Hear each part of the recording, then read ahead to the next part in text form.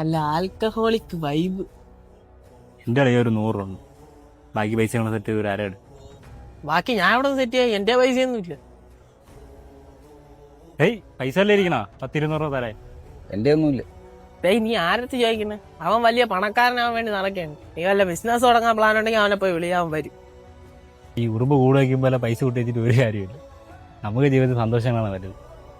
പാവപ്പെട്ടവൻ എന്നും പാവപ്പെട്ടവനായിട്ടിരിക്കാൻ വേണ്ടി ആരോ എന്നോ പറഞ്ഞൊരു വേസ്റ്റ് സെന്റൻസ് ആണ് നീ ഇപ്പോൾ പറഞ്ഞത്. 10 പൈസ കൈയെടുക്കാനില്ലാത്തവന്മാരുടെ സ്ഥിരം ഡയലോഗ്. ഈ ചിന്താഗതിയൊക്കെ അങ്ങ് മാറും. എപ്പോഴാണെന്നറിയാമോ?